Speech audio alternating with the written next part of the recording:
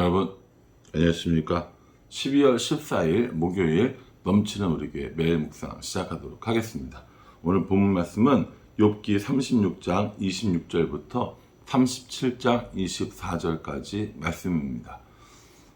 엘리후가 하나님에 대해서 계속 이야기를 하면서 오늘 본문에는 하나님이 얼마나 크고 위엄이 있는 분인가에 대해서 이야기를 하고 있습니다. 참 엘리후가 이렇게 말하는 것도 정말 대단한 것 같아요. 아니 우리더러 하나님이 어떤 분인지 묘사해보라고 하면 이만큼까지 묘사할 수 있을까 할 만큼 엘리후는 하나님의 위엄, 하나님의 광대하심, 하나님의 높으심에 대해서 우리에게 설명을 해주고 있습니다.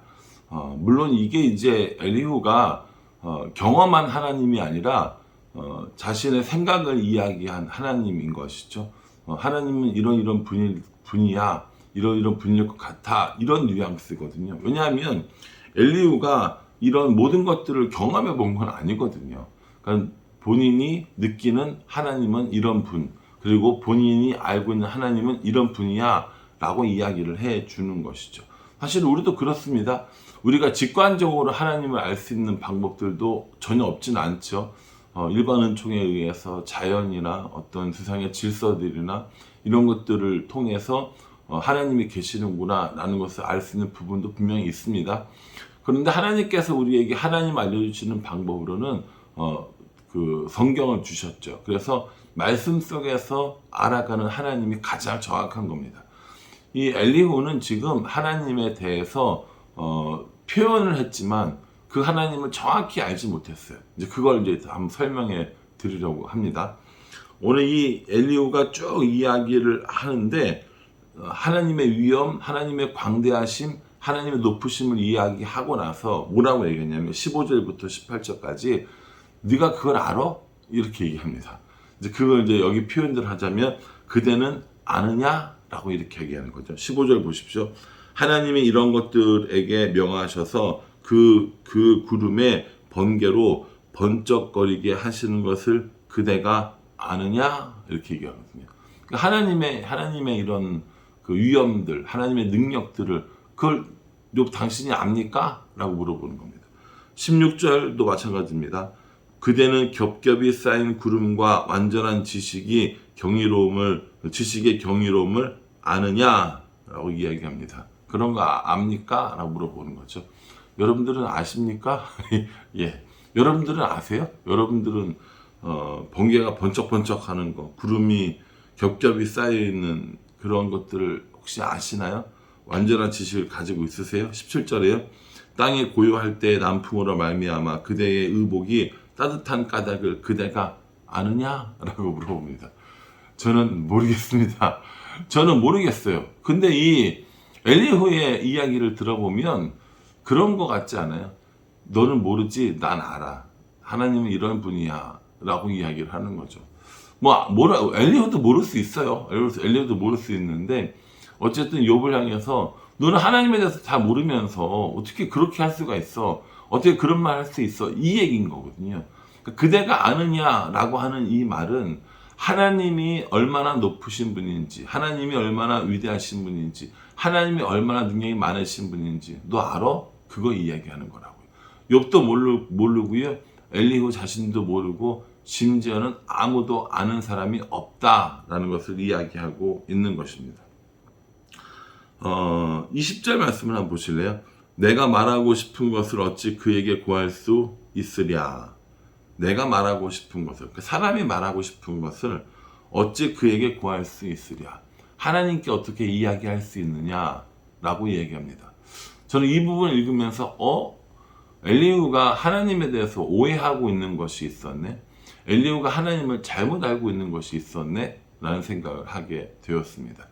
엘리후는 하나님의 위대하심, 하나님의 높으심, 하나님의 광대하심, 하나님의 이런 여러 가지 성품들은 다 알고 있었을지 모르겠으나 정말 중요한 한 가지를 놓치고 있었는데요. 그것은 하나님께서 우리의 기도를 들으신다는 겁니다. 20절 말씀은요. 내가 말하고 싶은 것을 어찌 그에게 구할 수 있으랴. 내가 말하고 싶은 것, 사람이 말하고 싶은 것을 어찌 하나님께 구할 수 있으랴. 하나님이 그렇게 높고 위대하시고 광대하시고 위엄이 많으신 분인데 어찌 사람이 하나님 앞에 그런 것 우리의 사정을 다 이야기할 수 있으냐라고 이야기를 하는 것이죠. 아니 왜 못해요? 왜 못합니까? 이게 엘리후가 알고 있는 하나님의 그 뭐랄까요? 잘못했다고 하기에는 조금 좀 엘리후한테 미안한 마음이 있긴 한데 그래도 잘 모르는 부분이었지 않나라는 생각을 해봅니다. 또 23절에도 이렇게 얘기합니다. 23절 보십시오. 전능자를 우리가 찾을 수 없나니 그는 권능이 지극히 크사 정의나 무한한 공의를 굽히지 아니하심니라 라고 이렇게 얘기합니다. 예, 권능이 지극히 크고 정의가 무한하고 정의나 무한한 공의를 굽히지 않는 분인 것은 맞아요. 그런데 전능자를 우리가 찾을 수 없나니 그렇게 얘기하거든요. 우리가 하나님을 찾을 수 없다라고 이야기하는 겁니다. 그러니까 이 엘리후한테 하나님은 동행하는 하나님이 아닌 거예요. 어떤 하나님입니까? 저기 높은 하늘에서 모든 우주를 다스리시고 악인들을 멸하시고 선인들에게 복을 주시는 분은 맞지만 번개를 치게 하시고 구름을 만드시는 분은 맞지만 하나님이 나와 함께 있고 나와 동행하고 내가 그 하나님을 찾고 그 하나님을 부르짖는 그런 하나님은 아니었던 것이죠. 이게 이제 엘리후가 가지고 있었던 하나님에 대한 지식의 한계 혹은 문제점이라고도 이야기할 수 있지 않을까라는 생각을 합니다. 그렇게 위엄 있는 하나님이에요. 그렇게 능력 있는 하나님입니다. 그런데 그 하나님이요, 우리가 찾을 수 없는 하나님이고 우리가 함께 할 수 없는 하나님이라면 그건 좀 생각해 봐야 되지 않을까요?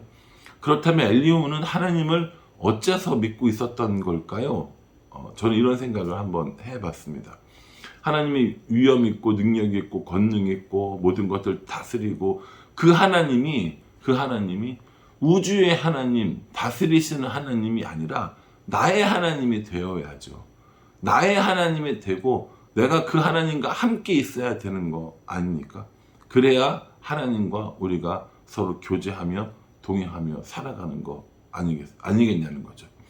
그래서 저는 이 말씀 보면서 그렇게 엘리후가 하나님의 높고 위대하심과 광대하심과 능력 있으심을 마음껏 이야기하고 다 했는데 결국 하나님은 엘리후와 함께하는 하나님은 아니었네 라는 생각을 하게 되었습니다. 엘리후가 그렇게 하나님을 알아갔던 건 자기의 생각이었지 하나님이 알려주신 것, 자신이 경험한 것은 아니었네 라는 생각을 해봤던 거죠. 엘리후에게 하나님은 어디 있습니까? 저 우주 너머에서 있는 거죠. 욥은 어때요? 욥은 그 하나님께 부르짖으면서 자신에게 이야기해주고 자신의 이 억울함을 풀어주시기를 소원하고 있는 것이죠. 자, 그러면요, 우리는 어떻게 생각할까요? 우리는 하나님이 어디에 계신다고 생각을 하면서 신앙생활을 합니까? 하나님 우리와 함께 하십니까? 하나님이 우리를 돌보십니까? 우리가 하나님과 동행하기를 원합니까? 저는 이게 가장 중요한 문제라고 생각을 합니다. 사람들이 교회를 안 다녀도 하나님이 있는 줄 아는 사람들이 있어요. 여러분 교회를 안 다니는데도 창조론을 믿는 사람들이 있다는 사실을 아십니까? 자기는 교회는 안 다닌대요. 그런데 하나님이 세상을 만든 것은 믿는데요. 왜냐하면 자기는 진화론을 믿지 않기 때문이래요. 제가 만나본 분 중에 그래요. 자기가 생각할 때 진화론은 너무 허점이 많아서 세상이 그렇게 만들어진 것 같진 않고 창조자가 있는 것 같다. 우리가 흔히 말하는 조물주가 있는 것 같다 라고 생각을 하더라고요. 그래서 제가 그분이 하나님이에요 라고 얘기했더니 그건 아닌 것 같다 라고 이야기하면서 교회는 다니지 않겠지만 자신은 조물주, 창조자가 있다고는 생각을 한다 라는 사람도 있습니다. 그렇죠? 그 사람들에게는 하나님은 우주를 다스리시고 만드시고 다스리시고 이런 분인 것은 맞아요. 그런데 그 하나님이 나와 함께 있는 분은 아니라는 거죠. 그 하나님이 나와 동행하는 분은 아니고요. 내 기도를 들으시는 분은 아니었다라는 거죠. 그럼 우리는 그렇지 않습니다. 우리를 지으시고 또 우리의 이런 죄악을 심판하시고 뿐만 아니라 그 죄악을 용서하기 위해서 예수님을 보내주시고 그 예수님으로 인하여서 다시 화목하게 되고 그래서 우리와 함께 동행하고 우리와 교제하기를 원하시는 하나님이시라는 겁니다. 그러니까 우리가 하나님이 있는 것은 알지만 하나님이 있는 것을 믿지만 그 하나님과 동행하지 못하고 그 하나님께 기도하고 응답받고 이런 교제하지 못하는 건 딱 엘리후와 같은 모습이라고 볼 수 있다는 겁니다. 말씀 속에서 하나님이 어떤 분인지를 발견하는 겁니다. 기도를 통해서 그 하나님께 응답되어지는 것들을 바라보며 살아가는 겁니다. 이게 신앙생활의 모습이어야 한다라는 것이죠. 우리들의 모습은 어떤가 정말 진지하게 이 부분을 생각하게 됩니다. 야, 이거 내가 꼭 엘리후였네? 라는 생각을 하게 되는 거고요. 아, 엘리후의 모습과 나의 모습이 또 이런 부분은 똑같은 거였구나 라는 생각을 해보게 됩니다. 다른 사람의 이야기를 통해서 들은 하나님, 또 다른 사람들의 간증을 통해서 아, 하나님이 이런 분이구나 라고 깨닫는 것이 아니라 내가 만난 하나님, 내가 경험한 하나님, 내가 부르짖을 때 나에게 응답하시는 하나님, 나와 동행하시는 그 하나님을 느끼며 그 하나님을 경험하면서 살아가는 것이 우리에게 가장 중요한 것이 아닌가 생각을 합니다. 또 하나요, 엘리후는 자신이 하나님을 그렇게 만나지 못했기 때문에 욥도 하나님을 그렇게 만나지 못할 거라고 생각을 했다라는 겁니다. 내가 못하면 하나님이 못하십니까? 아니죠. 내가 못하면 다른 사람들도 못합니까? 아니죠. 나는 못하지만 하나님은 할 수 있고요. 나는 못하지만 다른 사람은 경험했을 수 있습니다. 그러니 하나님에 대해서 잘못된 생각을 하는 것도 문제고 또 하나님을 경험한 다른 사람들을 너무 섣불리 정죄하는 것도 문제가 되는 겁니다. 그러니 여러분, 하나님에 대한 어떠한 경험들을 했다고 이야기하는 다른 사람들을 너무 쉽게 정죄하지는 않으셨으면 좋겠습니다. 그 사람이 정말 하나님과 그런 교제를 했을 수도 있잖아요. 그런 하나님을 만났을 수도 있잖아요. 우리가 모르는 것 뿐이잖아요. 우리가 경험해보지 못한 것 뿐이잖아요. 그러니까 섣불리 그런 것들을 판단하지 않고 정말 그 사람들이 그런 하나님을 경험했는가를 어떻게 알 수 있습니까? 예, 열매로 알리라. 열매로 알 수 있습니다. 그러니 여러분, 내가 못한다고 하나님이 못하시는 거 아닙니다. 내가 못한다고, 내가 경험하지 않았다고 다른 사람이 경험하지 않은 것도 아닙니다. 그러니 하나님에 대한 오해, 또 다른 사람에 대한 오해를 걷어버리고 내가 만난 하나님, 내가 부르짖을 때 응답하시는 하나님, 나와 동행하시는 하나님, 이 하나님을 만났으면 좋겠다라는 생각을 해봅니다. 바라기는 저와 여러분 모두가 내가 부르짖을 때 응답하시는 하나님을 만나고 나와 동행하시는 하나님을 경험하면서 살아갈 수 있기를 주님의 이름으로 축복합니다. 기도하겠습니다.